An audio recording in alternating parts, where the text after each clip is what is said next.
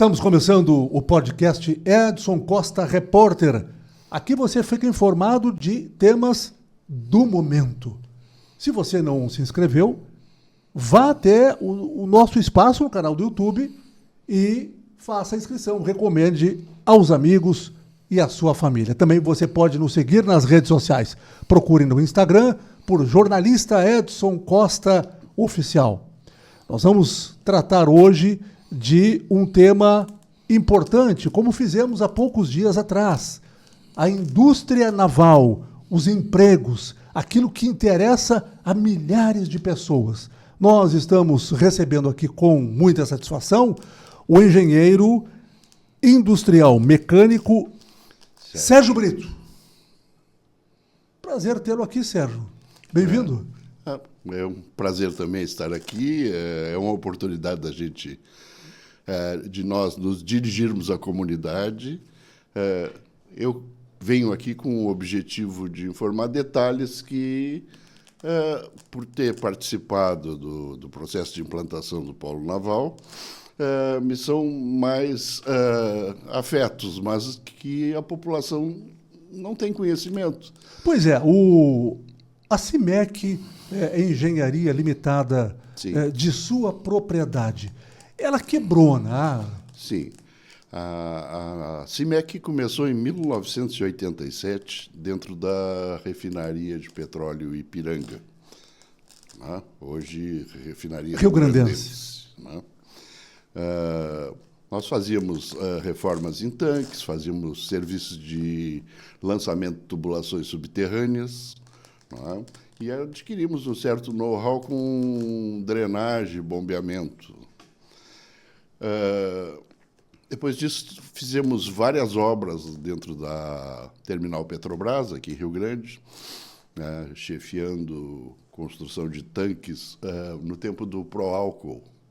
O Proálcool, que era um programa que... era um programa interessante. Era interessante, interessante, né? Na época. Os veículos a álcool estavam recém entrando. Né? E tinha todo um apelo para isso, né? Verdade, verdade. Então, foi feito tanques para recepção do álcool, que vinha, logicamente, vinha do Nordeste, né?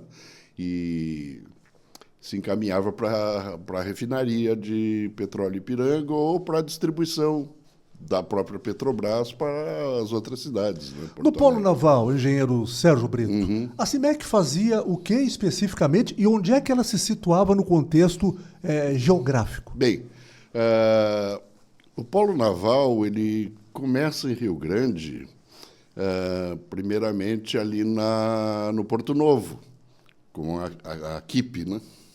Uma KIP. Lá no final da Honório Bicalho. Isso. A primeira plataforma aqui foi a P-53. Né? Depois vieram outras. Um pouco mais tarde começou-se as obras de construção do estaleiro Rio Grande, né? No Distrito Industrial do Superporto, Avenida Maximiano da Fonseca, aquele trecho da rodovia. Nós havíamos acumulado com serviço com a Petrobras, trabalhando para a Petrobras em lançamento de tubulações subterrâneas. A CIMEC havia feito um serviço bem grande em Tramandaí. A ligação até a Refap, desde as boias de recepção de Tramandaí até Porto Alegre. Uma empresa com know-how naquilo que faria também aqui na... Nós trabalhamos como subempreiteira da antiga Christiane Nielsen, engenheiros. Né? Na época, a Christiane Nielsen e a Andrade Gutierrez tinham uma força gigantesca aqui. Sim, a Christiane Nielsen trabalhou muito aqui em Rio Grande também nas obras de construção do Terminal Trigo e Soja. TTS, o antigo TTS. Antigo TTS, hoje Termasa Tergrasa. Né? A CIMEC tinha quantos funcionários aqui? No auge do Polo Naval? Nós chegamos a ter, no auge do Polo Naval, próximo a 100 funcionários. Isso aconteceu quando chegou a parte inferior da P-55, aquela plataforma quadrada, né? Semi-subversível. E eles nos pediram que fizessem um mix de mão de obra local com mão de obra especializada lá de Angra dos Reis. Né?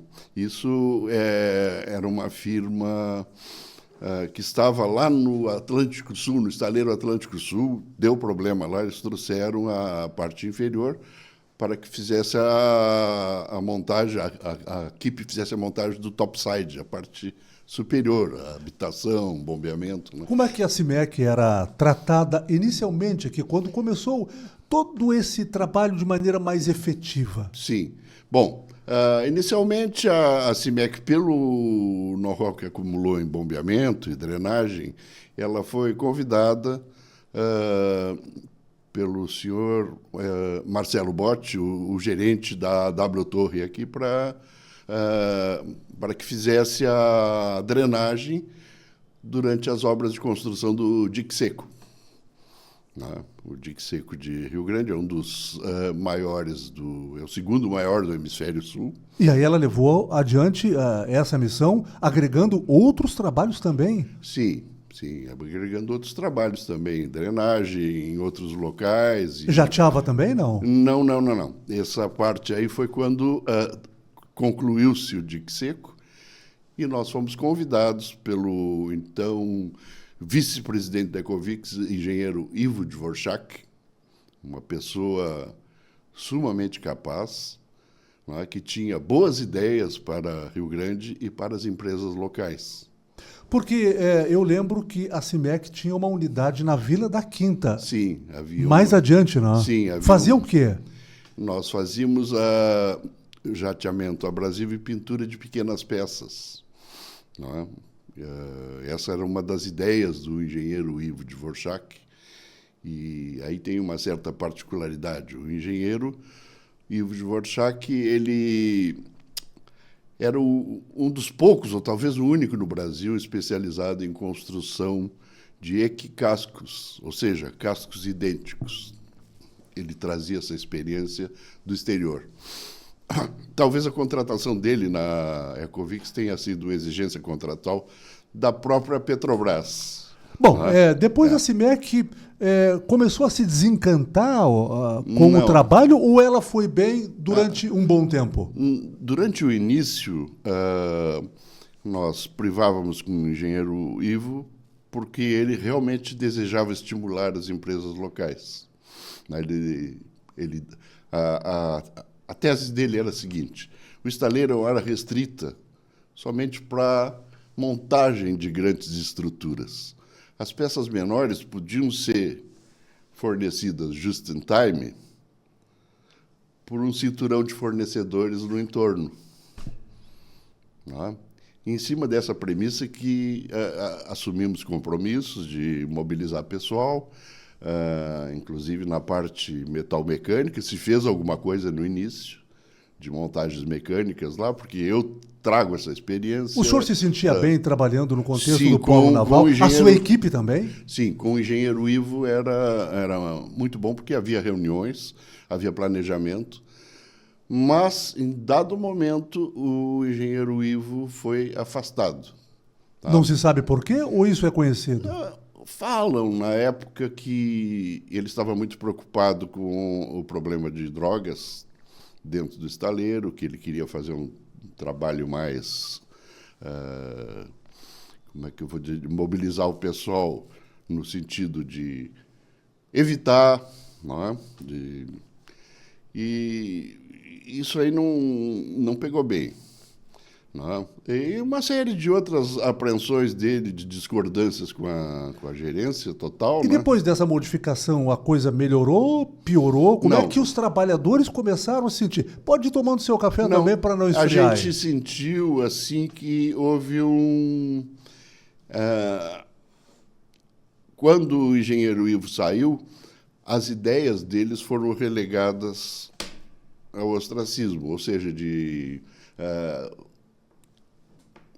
de ajudar as empresas locais a se desenvolver como fornecedores. Que é uma coisa que Rio Grande sempre lutou, Sim, ou seja, sim, para sim, haver uma sim. atenção. Para desenvolver a cidade, eu evidente. preciso de empresas Locais, para o né? dinheiro circular aqui e ficar Exatamente. aqui. Mas não foi o que aconteceu. Não foi. Após a saída do engenheiro Ivo, se inverteram as coisas. Tá? Começaram a vir mais empresas de fora. E mais isso mão foi de obra ruim de para Rio fora, Grande, evidentemente. O sindicato aqui, com o senhor Benito, ele fazia um trabalho interessante, porque ele tentava que o percentual de rio-grandinos fosse maior nas obras. Que era o que muita gente reclamava, porque veio muita gente de fora. Exatamente, exatamente. E aqui um dado muito interessante, eu fiz um levantamento, nesses anos todos aí, eu me tornei meio que um expert no polo naval, no que aconteceu. Não é? E nós vamos falar sobre isso em seguida. Isso. E eu cheguei a um total aqui, totalizando os valores dos contratos em fontes confiáveis. Né? O senhor está falando de contratos de quem? Geral? Geral. Geral. O quanto a Petrobras gastou em Rio Grande, ou no Rio Grande do Sul, porque havia aquele polo naval lá em Charqueadas, né? Da IESA, que foi o primeiro, aliás, a ter problemas e foi paralisado. Né? Mas eu somei todos os contratos aqui, por exemplo, a P53, a 55, a 6674, a 58, a 63, tá? Os contratos da Ecovix, dos 8 cascos, não ficou completo isso aí, mas em fontes confiáveis, como o Tribunal de Contas e... Sim, dados oficiais, não é conversa de boteco. Sim, né? publicações especializadas da Petrobras, eu cheguei em 14,7 bilhões de dólares. Isso é além daquilo que inicialmente era projetado? Pelo menos... Eu não... Esses são os valores dos contratos. Eu desconheço eventuais termos aditivos, não é? E outros extras que tenham sido cobrados, porque eu não tenho esses detalhes. Bom, eu quero enveredar pela sua decepção lá adiante com algumas questões. Como é que foi isso? Quando é que a CIMEC começou a se desencantar com algumas coisas que não são admitidas em lugar algum? Ou não deveriam ser, pelo menos, né? Na verdade, essa mudança de política da Ecovix em relação às empreiteiras locais causou bastante decepção. Né? E o nosso preço era bastante reduzido. Quando o senhor diz o nosso preço, era o preço da sua empresa? Da minha empresa, o preço unitário com o qual eu operava os serviços para os quais eu fui contratado. E né? outras empresas de fora tinham patamares diferenciados, a maior? Bastante mais. O que aconteceu? Quando o engenheiro Ivo ele ficou poucos meses. Né? Ele nos contratou, mas não havia fechado os contratos. Nós estávamos em período de experiência com preços. Olha, eu quero preço, prazo e qualidade. E nós vamos sintonizar o preço de vocês conforme a produtividade e a qualidade de vocês. Então, vamos começar baixinho, com preço baixo, e aí, conforme for, a gente vai conversando, vou levantando, de modo que a gente chegue num patamar que seja justo para ambas as partes. Ele não queria superfaturar e não queria me explorar. O que é bom. O que seria ótimo. O que é saudável. O que seria ótimo. Né? Mas, na verdade, na prática, não foi bem assim, né? Não. E inclusive, ele me disse uma coisa bastante interessante, porque a sucata do estaleiro, o refúgio do que se corta das chapas, são muitas toneladas e é bem valioso. E ele dizia, olha, a minha ideia, começando com a CIMEC, é dar a sucata por 2 anos para vocês, para comprar equipamentos e tudo, depois eu passo para desenvolver outra empresa. O que seria bom para a sua empresa? Tremendamente, porque tu compraria todos os equipamentos. Né? E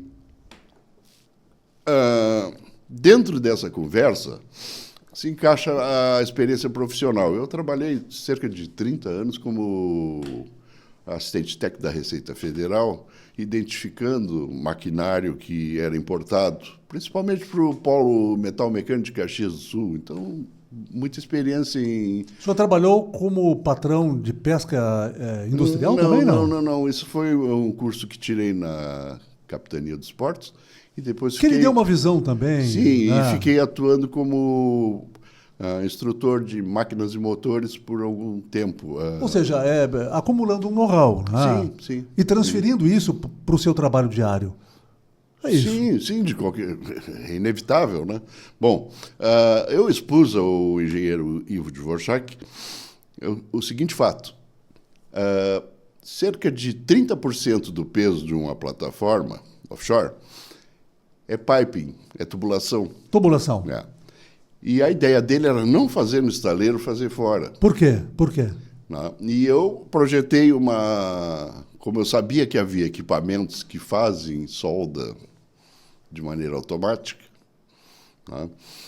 Projetei uma fabriqueta.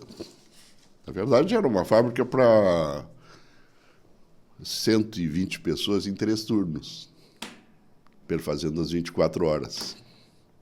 3 vezes 8, 24. Mas isso era interessante para Petrobras? Sim, seria interessante. Seria interessante porque atenderia não só a Ecovix, mas também a KIP, que estava fazendo módulos, a IESA, que... Mas isso não foi muito longe, não? Essa ideia não campeou? Com a saída do engenheiro Ivo, porque mudou tudo.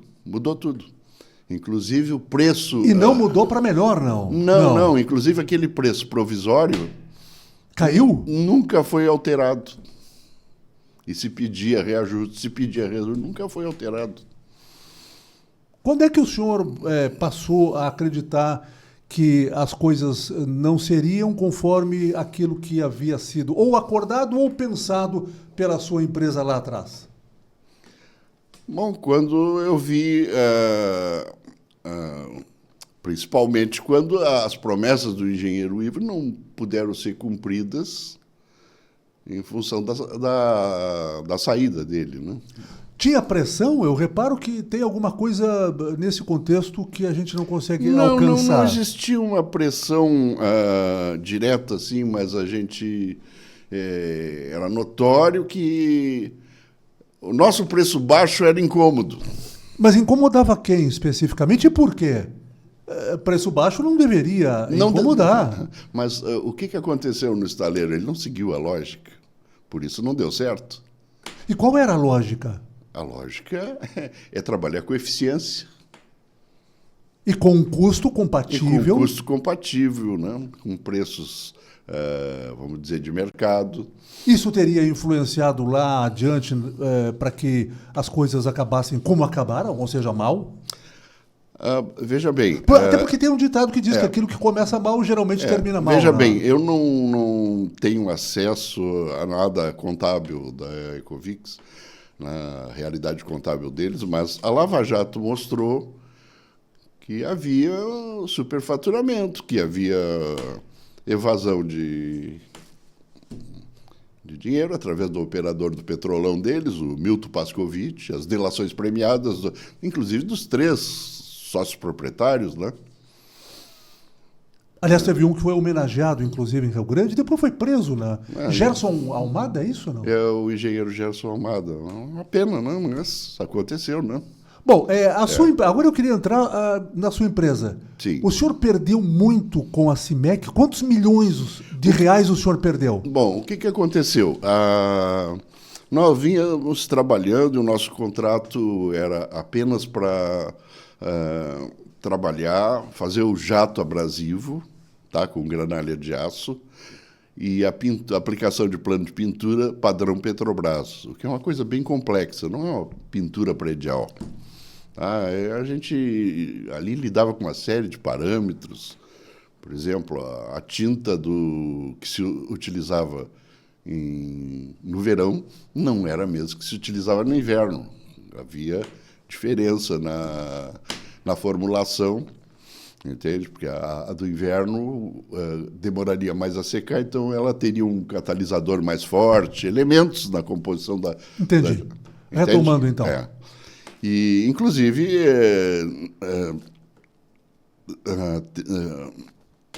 temperatura ambiente, muito importante. Umidade relativa do ar não se pinta acima de 85%. Quer dizer, era uma coisa bem técnica. Não é? E isso aí acarretava perda de tempo e perda de produtividade para a empresa. Não? E todos perdiam, na verdade? Né? O país perdia, na verdade. Sim. Uhum. O pessoal lá do Rio de Janeiro, eu ouvi de muita gente que o estaleiro não pode ser aqui, isso aqui não é clima para se construir embarcações. E eu sempre até porque isso era um jogo de interesse para levar para outro lugar. Né? E eu sempre me opus, eu dizia, não, mas senão o Japão não faria navios, né? A Alemanha não faria navios, a Noruega não faria navios, que são países muito mais frios, inclusive com neve. Né? Bom, e aí o seu prejuízo, como é que ele foi sendo montado? O prejuízo foi em função da Lava Jato. Tá? Da Operação Lava Jato. A Lava Jato foi estrangulando lentamente a Ecovix. Em que ano a CIMEC realmente viu que não ia dar para continuar? Em 2014, nós começamos a avisar a gerência da Ecovix, olha, desse jeito não estamos conseguindo pagar os funcionários sociais, tá? As despesas mais básicas, vocês vão nos quebrar. Tá? E eles argumentavam, não, agora está chegando os japoneses que vão investir com a Mitsubishi aqui, estão comprando. De fato, os japoneses compraram, fizeram um levantamento, um balanço dos ativos e passivos e devolveram a parte comprada por R$1. Por R$1. Um valor simbólico. Simbólico, né? Saíram apavorados, né? Bom, e aí, voltando, o seu prejuízo, quando é que ele se tornou realmente claro e que não teria mais como voltar no tempo? Como toda empresa estrangulada, eu fiquei com credores e funcionários sem receber. E a maior parte deles até agora não recebeu. Tá? Na época, o senhor estava com o quê? 60, mais ou menos, não? No início chegou a ter 100, mais ou menos. Depois, pouco mais de 60? Uns 65 pessoas, mais ou menos. E eles não receberam como outros tantos de outras empresas, não. É isso? No último mês eu fui receber o valor do serviço, e era um serviço que não era o contratado, aí que está a distorção contratual. Né? O serviço nosso contratado era aqueles módulos. Cada plataforma é constituída de 277 módulos. Módulos grandes, do tamanho de uma casa pequena, né, que se deslocavam desde a parte de montagem até as nossas instalações lá. Nós operávamos as cabines de pintura, que era equipamento do estaleiro, equipamento enorme, galpões enormes que deveriam ter temperatura controlada, movimentação da granalha, tudo automatizado. Né? Muitas coisas não funcionavam. Bom, e esse desvio, ele foi corrigido, esse desvio operacional? Não, na desvio verdade, de finalidade? Na verdade, só agravou, porque, veja bem, eram 8 cascos, não é? E o primeiro casco demorou muito. O segundo casco, eu creio que você se lembra, ele veio um superbloco da China, não é? Adentrou a barra ali, já veio com... Eu creio que 70% da segunda plataforma da P67, entende? E tudo isso aí deu uma distorção, porque era material que deveria ter passado pela gente, aqueles blocos. O orçamento contava com aqueles blocos. Mas esse desvio até onde, eu quero retomar, esse desvio até onde atrapalhou a CIMEC e atrapalhou a sua própria permanência no trabalho. Pois mexeu no faturamento. E aí não deu para ajeitar? Não, veja bem, esses blocos tinham em média, vamos dizer, 5, 4, 3 mil metros quadrados. Tá? Variava, cada um eram diferentes as posições dos blocos, então a área, a Jatiá ia aplicar o plano de pintura, variava bastante, mas é em torno disso aí, de 3 mil a 5 mil. E o nosso preço unitário era por metro quadrado. E não foi corrigido, não? De pintura, metro quadrado do jato abrasivo. Não, isso nunca foi corrigido. Nunca foi. E aí a CIMEC passou a acumular um problema maior, uma dívida, não, mas um passivo. O que é pior, quando pararam de fazer os módulos, porque a Lava Jato apertou, a firma que pintava as pequenas estruturas saiu fora. E eles passaram a enviar para nós. E o senhor tinha condições de atender, não? Sim, escada, guarda-corpo. Perfeito. Cuja área superficial é muito inferior a um bloco. Quer dizer, o nosso orçamento era feito para ter o faturamento de tantos 1.000 metros quadrados por mês. E quantos metros quadrados tem uma escada, um guarda-corpo? Quem é que saiu perdendo com isso? Totalmente a CIMEC. A CIMEC perdeu. E pedíamos reajuste, e pedíamos que mandassem os blocos. E aí o senhor não foi atendido? Não mandavam. E o mais estranho, entramos na justiça reclamando isso aí e a juíza não conseguiu enxergar. Pois eu quero também falar sobre isso. Como é que está essa ação judicial? O senhor entrou contra quem? Na verdade, entramos com uma ação de cobrança pelo desvio contratual, apresentamos uma carta, a carta foi aceita e assinada pela Ecovix, tá? Pelo então gerente financeiro, tá? Ela faz parte do processo, quer dizer, foi aceita. Tá, e isso está na justiça até hoje? Está na justiça até hoje, 10 anos. Tá, e nesses 10 anos qual foi o avanço que houve? Ou só ficou parado? A justiça daqui declarou improcedente o processo. E o que foi no que foi acompanhada pelo segundo grau, pelos desembargadores. Tá? Hoje está indo com recurso para o STJ. Isso envolve que valores, engenheiro Sérgio Brito? Bom, os 8.500.000 da nossa carta de cobrança por distorções contratuais, corrigidos pelo IGPM, mais multas e alguma coisa, deve dar alguma coisa em torno de 32 milhões. Sim. Na casa de 30 milhões de reais. E como é que o senhor se viu a partir do momento em que os seus credores, trabalhadores e outros fornecedores de insumos, de equipamentos, começaram a bater na sua porta? Bom, a ordem de cobrança é bem clara no Código Civil, né? Primeiro as trabalhistas, né? Primeiro as cobranças trabalhistas. Até porque envolve alimentos Sim. E tudo mais. Né? Após isso, as cobranças de impostos, né? Depois os credores, né? E depois os credores... Basicamente, eu fiquei com uns 20 milhões, atualizando uns 20 milhões em custo. Em custo, apenas em custo. Em débito. Hoje, atualizando. Tanto os trabalhistas como os credores. Alguns chegaram a receber no início? Chegaram? Pelo não, menos dos parte. credores até hoje não. Até hoje não. Até hoje não. Então, veja bem como é que eu me sinto. Chegar aos 60 anos sem nunca haver devido para ninguém, e passar a ser devedor. Hoje, aos 71 anos, como é que a sua emoção lhe trata no dia a dia, sabendo que o senhor tem uma dívida tão alta? É claro que a relação contratual dos funcionários era comigo. E eu estou pagando com o meu patrimônio. Aliás, já paguei. Bom, agora se descortinou a personalidade jurídica e eles entraram, os advogados entraram nessas cobranças, entraram na física e eu perdi, inclusive, a minha parte na herança dos meus pais. O senhor teve uma casa leiloada no bairro Balneário Cassino. Leiloaram a casa sem me avisar. Como assim sem avisar? Sem avisar, eu estava em Brasília.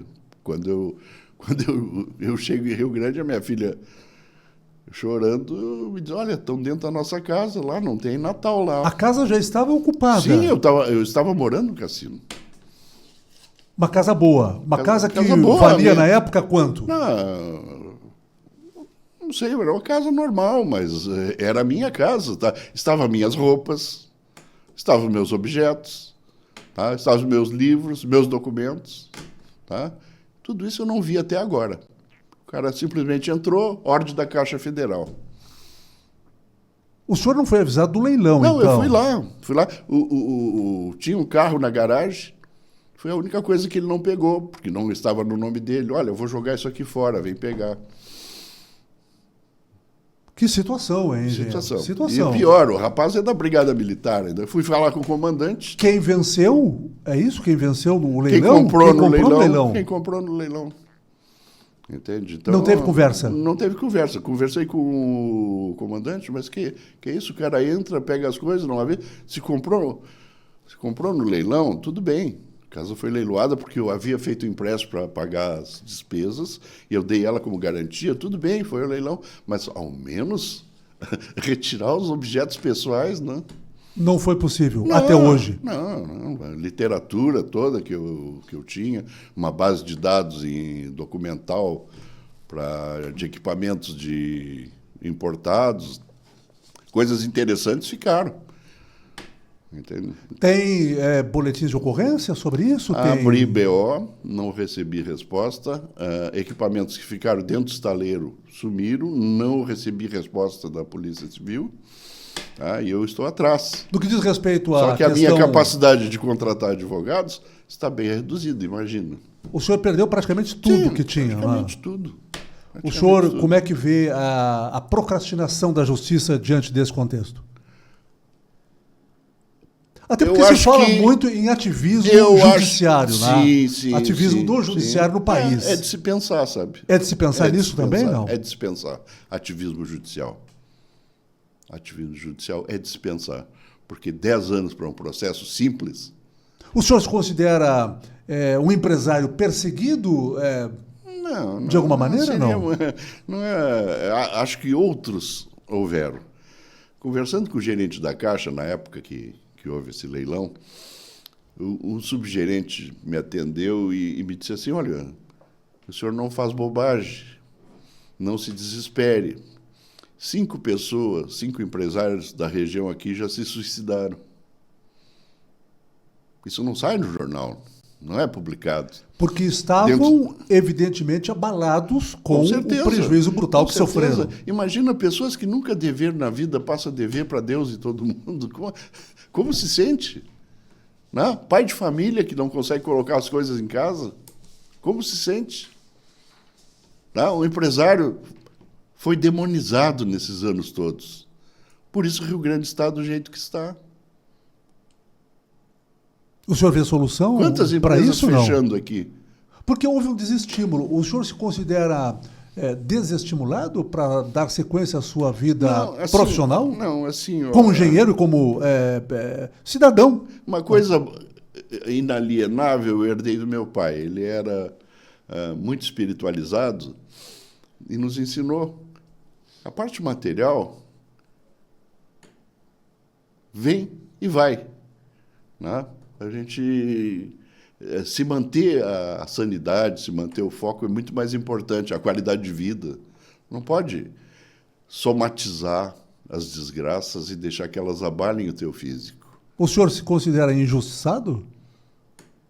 Falta de justiça, sim. 10 anos é falta de justiça.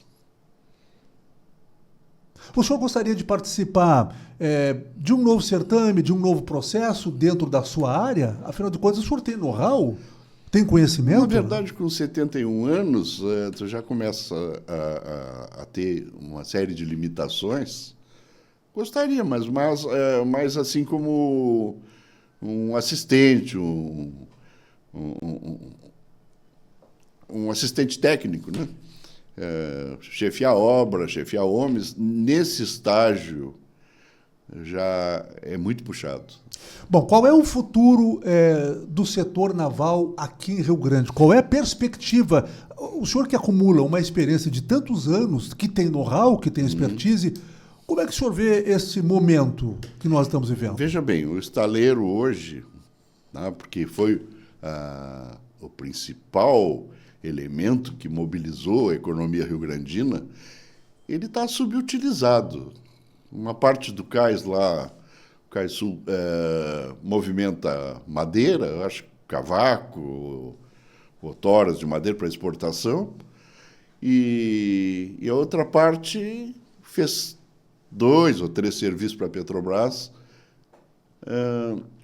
mas pequenos, serviços de reforma de embarcação, ou, como agora está, de demolição.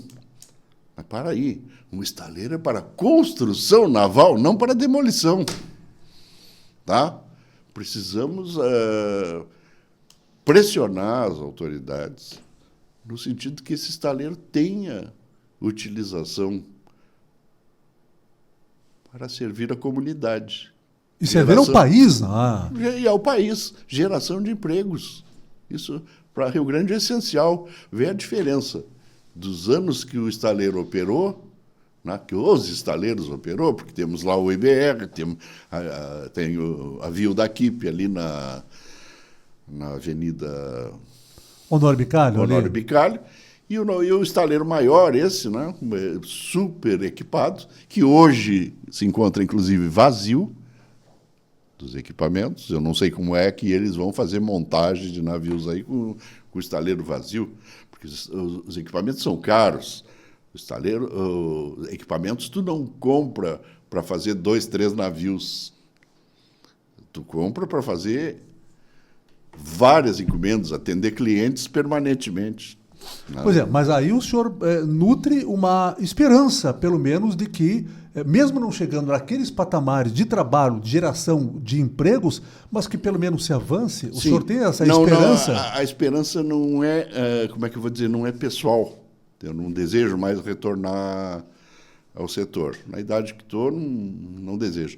Mas eu vejo jovens aí, eu tive funcionários de alta capacidade, inteligentes, operosos, né? E que estão hoje trabalhando em subemprego.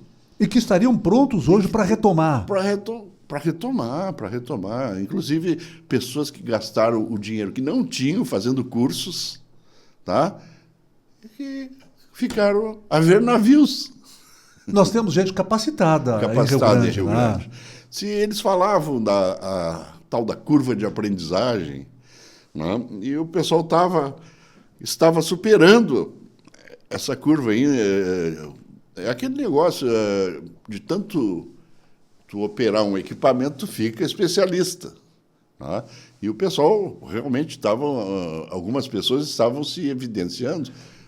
Aí eu preciso perguntar ao engenheiro Sérgio Brito, na verdade tem tanta coisa sendo mostrada, sendo descortinada agora, que as pessoas ficam, afinal de contas, se questionando, engenheiro. Houve, ou há ainda em curso, uma espécie de operação cala-boca?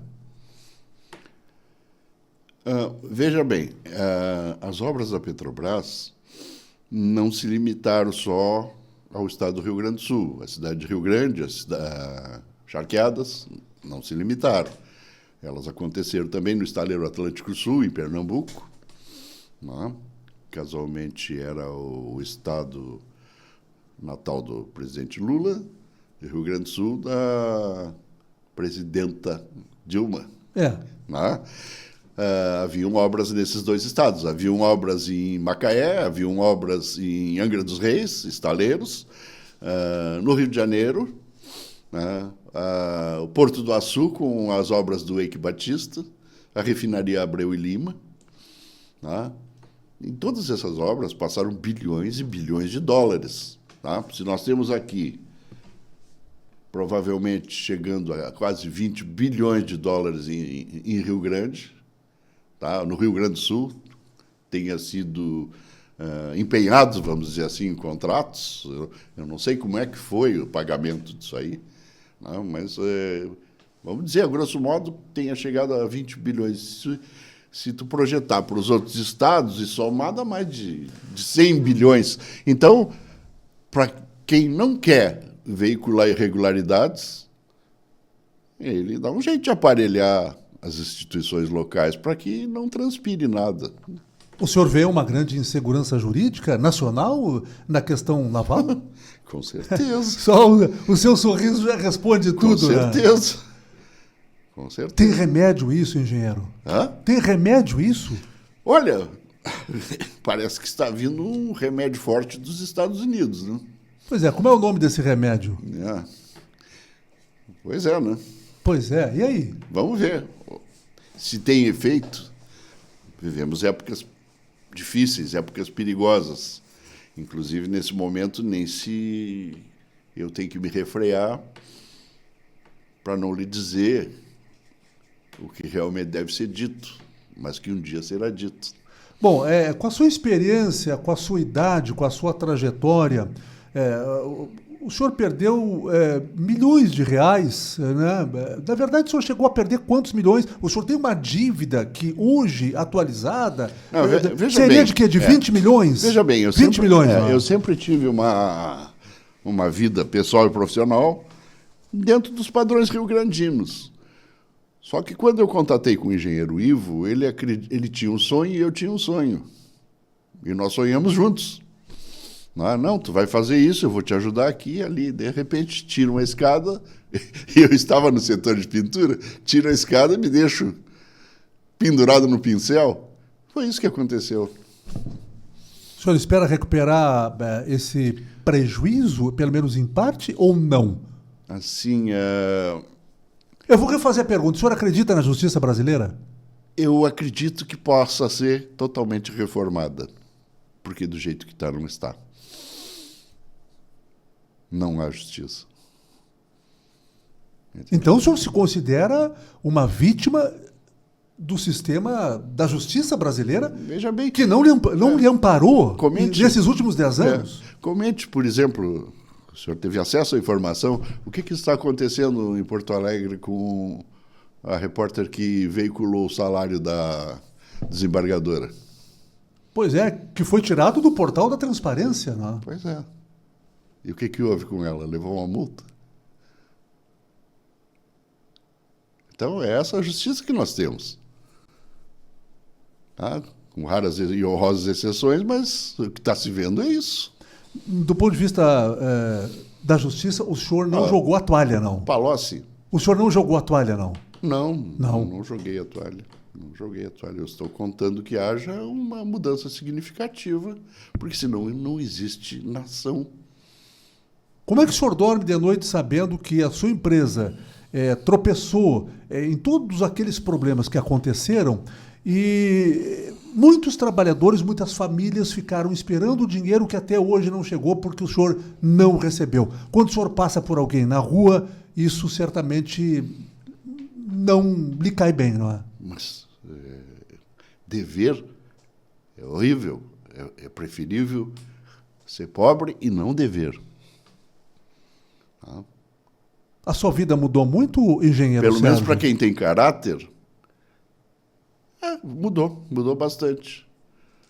Mudou bastante. A sua saúde, como é que anda? Não, normal. Claro, problemas de somatizar a gente sempre tem, mas tenta superar, né? Com bom ânimo. Tá? A política brasileira hoje é capaz de melhorar as coisas do ponto de vista da retomada de projetos importantes, não apenas na indústria naval, mas outros tantos? Eu estive pensando sobre isso porque em 1964, eu nasci em 53, o mesmo ano de fundação da Petrobras. 64 foi um ano difícil, né? Eu tinha 11 anos, então eu vi a Revolução.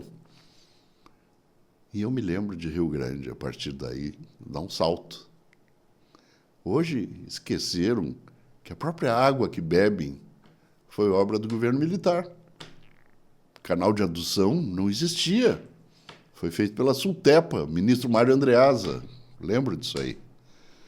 Entende? A própria água que nós bebemos antes era do lençol freático. Né? A segurança em todos os sentidos, o terminal, o distrito industrial começou naquela época, primeiro com a Luxinger Madorin, né, que hoje é a Iara ali. Né?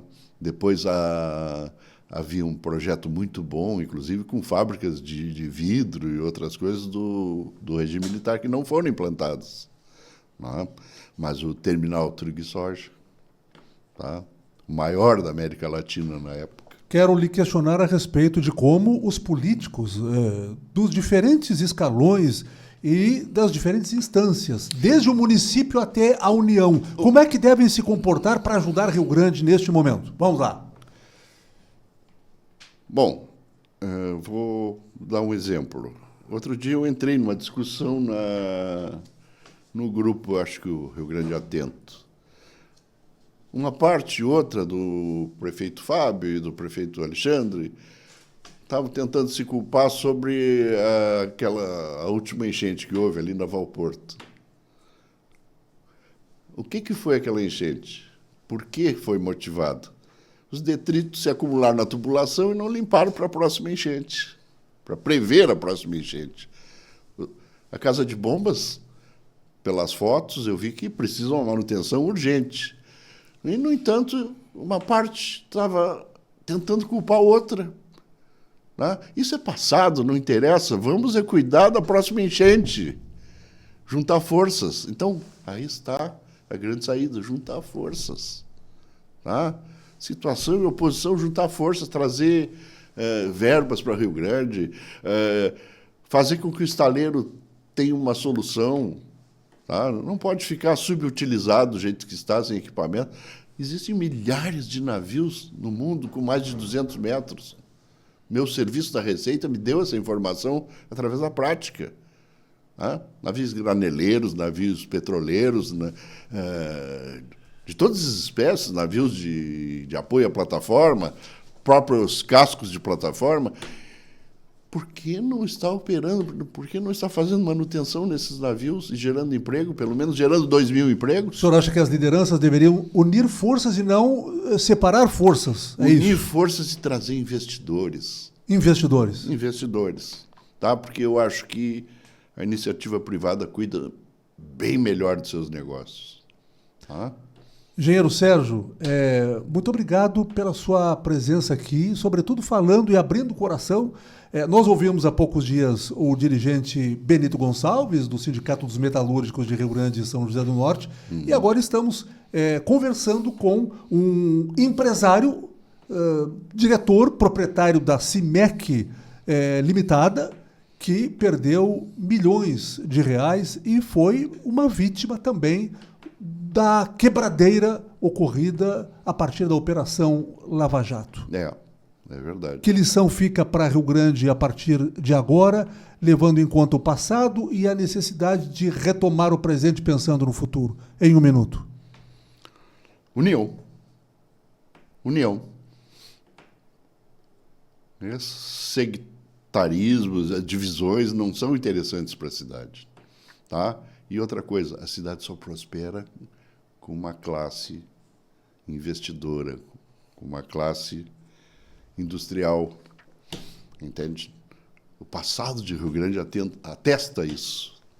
Precisamos empreendedores.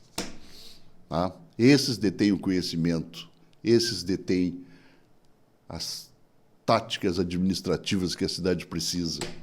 A sua empresa continua ativa ou não? A minha empresa continua, ela está inativa, ela não foi dada baixa, ela está esperando a justiça ser justiça. E o senhor acredita ainda na justiça? Acredito que consigamos chegar a um Estado de Direito, de verdade. Engenheiro Sérgio Brito, muito obrigado, um abraço, hein? Sucesso. Obrigado. Nós, portanto, conversamos com o engenheiro Sérgio Brito sobre questões que a população muitas vezes desconhece, mas que neste momento, com o cenário que nós estamos vivendo, é importante levantar as questões e, sobretudo, levantar a cabeça, porque há muito ainda a ser feito. Inscreva-se no canal Edson Costa Repórter. Acompanhe o nosso trabalho também nas redes sociais. E no Instagram, busque por Jornalista Edson Costa Oficial. Aqui tem jornalismo sem medo.